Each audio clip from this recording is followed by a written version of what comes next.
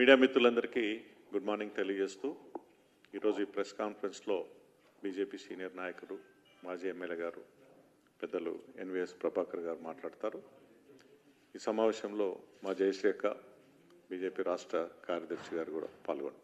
Thank you అన్న. మాట్లాడండి. అందరికీ ప్రణామాలు. ఒక ప్రధానమైనటువంటి అంశం పైన ఈరోజు ప్రస్తావించదలుచుకున్నాను. ముఖ్యంగా ఈ మధ్య ఒక సభలో రేవంత్ రెడ్డి గారు మాట్లాడుతూ కేసీఆర్ గారు శాసనసభకు రావాలి, చర్చకు రావాలి, ఫామ్ హౌస్లో కాదు మీరు కూర్చునేది, మీరు వస్తే మేము తేలుస్తాం అని చెప్పని రేవంత్ రెడ్డి గారు మాట్లాడారు. రైతులకు సంబంధించినటువంటి ఒక కార్యక్రమాన్ని ప్రారంభిస్తూ 2-3 రోజుల నుంచి అప్పటి ఇరిగేషన్ శాఖ మంత్రి అయినటువంటి హరీష్ రావు గారు కూడా కృష్ణా నది పైన చర్చిద్దాం, గోదావరి పైన చర్చిద్దాం, శాసనసభ పెట్టండి, కేవలం కృష్ణా నది మీదనే 15 రోజులు చర్చిద్దాం, గోదావరి నది మీద కూడా 15 రోజులు చర్చిద్దాం అని హరీష్ రావు గారు మాట్లాడుతూ ఉన్నారు. రాష్ట్రం ఏర్పడ్డ తర్వాత 10 సంవత్సరాల పాటు పాలించండి, తెలంగాణని అభివృద్ధి చేయండి, నీళ్లు నిధులు నియామకాలకు సంబంధించినటువంటి అంశంలో ప్రతి చుక్క కృష్ణా నీటి యొక్క వినియోగం కొరకు ప్రాజెక్టు నిర్మాణం చేయండి, గోదావరి యొక్క నదిని నీటి చుక్కలని వినియోగించుకోవడం కొరకు ప్రాజెక్టులు కట్టండి అని 10 సంవత్సరాల పాటు అధికారం అప్పగిస్తే ఈ మామా అల్లుళ్ళు 10 సంవత్సరాల కాలాన్ని వృధా చేశారు. తెలంగాణ ప్రయోజనాల్ని తాకట్టు పెట్టారు. అటు కృష్ణా ఇటు గోదావరి నీటి యొక్క వాడకం వినియోగం నిర్వహణలో ఘోరాతి ఘోరంగా వైఫల్యం చెందారు.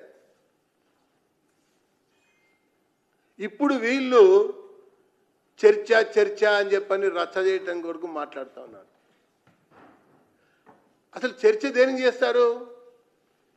నీకు ప్రభుత్వాన్ని నడపమని 10 సంవత్సరాలు అధికారం ఇచ్చారు కదా, ఇచ్చిన తర్వాత నువ్వు దాని యొక్క ఆధారంగా తెలంగాణ రాష్ట్రానికి ఉన్నటువంటి హక్కు ప్రకారంగా కట్టవలసినటువంటి ఒక ప్రాజెక్టులు, వినియోగించుకోవలసినటువంటి నీళ్లు, అది కృష్ణాలో అయినా గోదావరిలో అయినా పూర్తి చేయవలసినటువంటి ఒక బాధ్యత వీళ్ళ పైన ఉంటే ఆ రోజు బీఆర్ఎస్ ప్రభుత్వం, ఈ కేసీఆర్, ఈ హరీష్ రావు జగన్తో ప్రేమాయాణంలో పడ్డారు.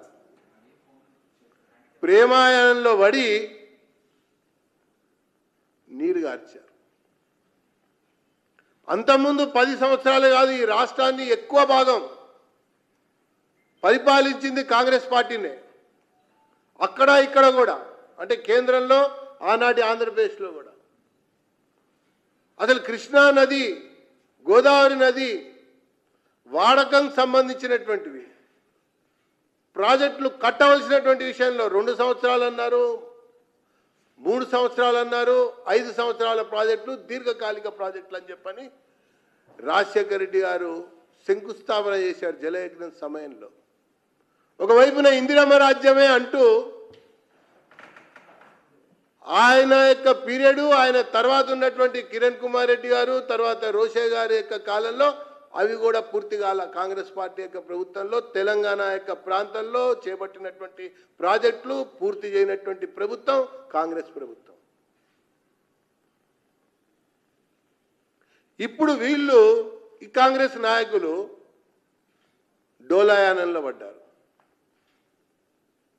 వాళ్ళు ప్రేమాయణం, వీళ్ళు డోలాయానం. నష్టం జరుగుతుంది తెలంగాణకి నీటి ప్రాజెక్టుల యొక్క నిర్మాణంలో. అరే అధికారంలో ఉన్నప్పుడేమో పనులు చేయక, పనులు చేపట్టక, పనులు పూర్తి చేయక నాటకాలు ఆడుతూ కాంగ్రెస్ అయినా బీఆర్ఎస్ అయినా ఇప్పుడు మేము అధికార పక్షం ప్రతిపక్షం చర్చ చర్చ అసెంబ్లీ చర్చ ఏందండి ఈ డ్రామా? పైగా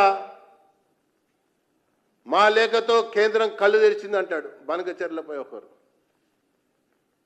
మేం పెట్టినటువంటి పిటిషన్ వల్లనే కదిలింది కేంద్రం అంటాడు ఇంకొక ఆయన. కానీ ఒక ముఖ్యమైనటువంటి అంశం నేను మీకు ఈ సందర్భంగా తెలియజేస్తున్నా. ఈ 11 సంవత్సరాల యొక్క నరేంద్ర మోడీ యొక్క పాలనలో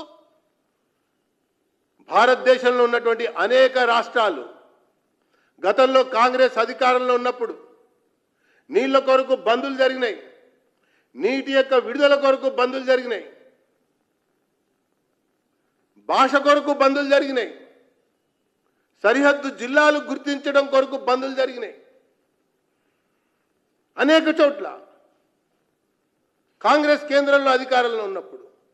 కానీ ఈ 11 సంవత్సరాల యొక్క కాలంలో ఒక్క రాష్ట్రంలో కూడా నదుల యొక్క వివాదం పైన కానీ, భాషల యొక్క వివాదం పైన కానీ, లేదా సరిహద్దు జిల్లాల యొక్క వివాదం పైన కానీ బంద్ కాదు, కనీసం నిరసన కూడా జరగనటువంటి ఒక సందర్భం ఈ 11 ఇయర్స్ పాలనలో మరి నరేంద్ర మోడీ గారు ప్రభుత్వం అందించినటువంటి విషయాన్ని నేను మీకు మనవి చేస్తున్నాను. అందుకనే ప్రతి నది యొక్క వాడకం వినియోగం విషయంలో మన రాష్ట్ర విభజనకు సంబంధించినటువంటి చట్టంలోనే పొందుపరిచి Krishna river management board, Godavari river management board రెండింటినీ చట్టబద్ధంగా ఏర్పాటు చేయడం జరిగింది విభజన సమయంలో. ఆ తర్వాత క్రమంలో కేంద్రం మోడీ గారు అధికారంలోకి వచ్చినటువంటి తర్వాత ఈనాటి వరకు ఈ కేఆర్ఎంబి, ఈ జిఆర్ఎంబి యొక్క సమావేశాలు సుమారు 17, 18, 19 వరకు జరిగినాయి ఒక్కొక్క బోర్డు. చాలా సందర్భాల్లో ఆదరగాని ప్రభుత్వం ఆనాటి సమయం సందర్భంలో వెళ్ళనటువంటి అధికారులు ఏజెండాలో పొందుపరిచేటువంటి అంశాలని ముందుగా ఇవ్వకుండా దాటేసినటువంటి వ్యక్తులు కేసీఆర్ ప్రభుత్వం అని చెప్పని నేను మీకు ఈ సందర్భంగా చెప్తా ఉన్నా. ఇది వాస్తవమైనటువంటి అంశం. కేఆర్ఎంబి సమావేశాలు జరుగుతున్నప్పుడు కూడా ఆదర కాకుండా సమావేశంలో చర్చించవలసినటువంటి అంశాలని ఏజెండాలో పొందుపరచకుండా ముందస్తుగా పంపకుండా కేఆర్ఎంబి విషయంలో చేశారు, జిఆర్ఎంబి విషయంలో చేసింది కేసీఆర్ ప్రభుత్వమే అని చెప్పని నేను పేర్కొంటున్నా. చివరికి అమిత్ షా గారు దక్షిణాది రాష్ట్రాలకు సంబంధించినటువంటి పలు అంశాలపైన ముఖ్యమంత్రుల సమావేశం కేరళలో ఏర్పాటు చేస్తే కూడా వెళ్లకుండా ఉన్నటువంటి ప్రభుత్వం తెలంగాణ ప్రభుత్వమే అని చెప్పని నేను పేర్కొంటున్నా. ఒకవైపున కేఆర్ఎంబి, ఒకవైపున జిఆర్ఎంజి, మరొక వైపున అపెక్స్ కౌన్సిల్ సమావేశాలు కూడా. అంటే నీటి వివాదాలు ఉండకూడదు. ఈ నీటి వివాదాలకు సంబంధించినటువంటి అంశాలు ఇరు రాష్ట్రాలు కూర్చుని చర్చించుకునేటువంటి సందర్భంలో డిపిఆర్లు ఇవ్వాలి అని చెప్పని లిఖితపూర్వకంగా మినిట్స్లో అప్పటి ఆంధ్రప్రదేశ్ ప్రభుత్వం, అప్పటి బీఆర్ఎస్ ప్రభుత్వం కేంద్రం అడిగినప్పటికీ, ప్రత్యేకంగా మెన్షన్ చేసినప్పటికీ కూడా చాలా సందర్భాల్లో డిపిఆర్లు ఇవ్వకుండా ఉన్నది అప్పటి జగన్ ప్రభుత్వం, అప్పటి బీఆర్ఎస్ ప్రభుత్వమే.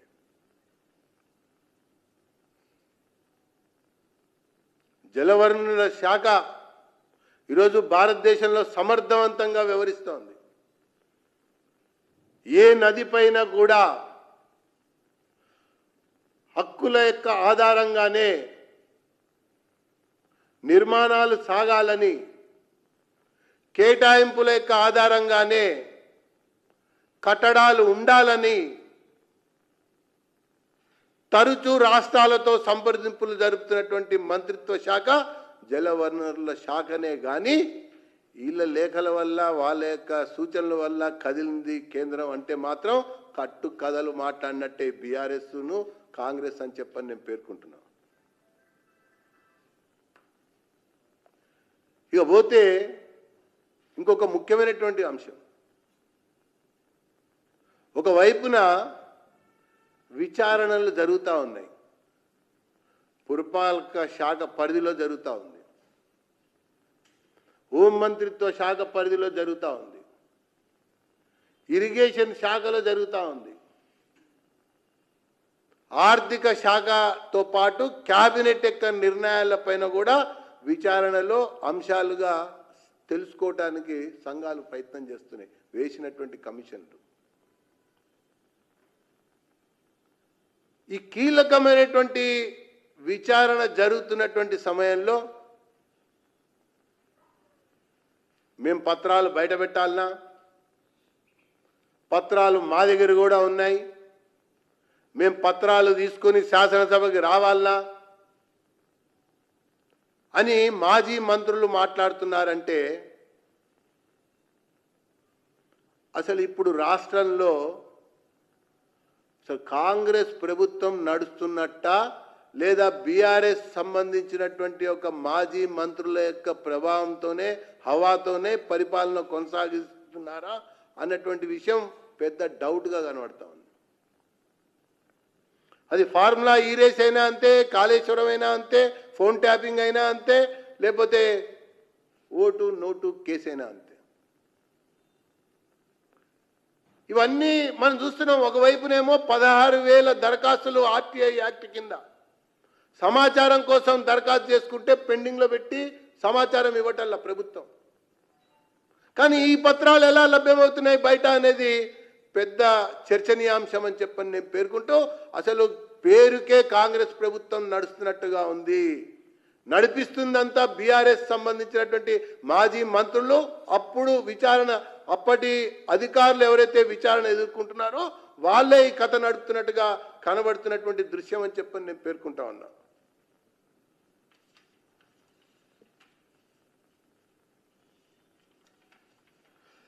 అసలు కాంగ్రెస్ ప్రభుత్వం అంటేనే వివక్షకి మారుపేరు. కాంగ్రెస్ ప్రభుత్వం అంటేనే అసమానతలకి పెట్టింది పేరు. కాంగ్రెస్ యొక్క ప్రభుత్వ కాలంలోనే అనేక రకాల ఉద్యమాలకు అవకాశం కలిగింది. ఆ ప్రకారంగా తెలంగాణ రాష్ట్రం యొక్క ఉద్యమం కూడా ఊపిరి పోసుకుంది అన్నటువంటి విషయాన్ని నేను మనవి చేసుకుంటూ తెలియజేసుకుంటూ ముందుగా రేవంత్ రెడ్డి గారు ఆ కాంగ్రెస్ యొక్క చారిత్రక తప్పిదాలకి క్షమార్పణ చెప్పాలని చెప్పని భారతీయ జనతా పార్టీ డిమాండ్ చేస్తోంది. 10 సంవత్సరాల కాలంలో తెలంగాణని సమగ్ర అభివృద్ధి చేయలేకపోయాం, సత్వర అభివృద్ధిని చేయలేకపోయాం, నీటి చుక్కలు కృష్ణా గోదావరిలో ఉపయోగించుకోలేకపోయాం అన్నటువంటి విషయం పైన ఈ బీఆర్ఎస్ సంబంధించినటువంటి నాయకులు తెలంగాణ ప్రజానికానికి క్షమార్పణ చెప్పాలని చెప్పని నేను పేర్కొంటూ, ఆ తర్వాతనే వీళ్ళు ఏదైనా మాట్లాడటానికి కనీసం వీళ్ళకి ఒక రకమైనటువంటి ఒక విలువ ఉంటుంది మాటకని చెప్పని నేను పేర్కొంటున్నాను. ధన్యవాదాలు.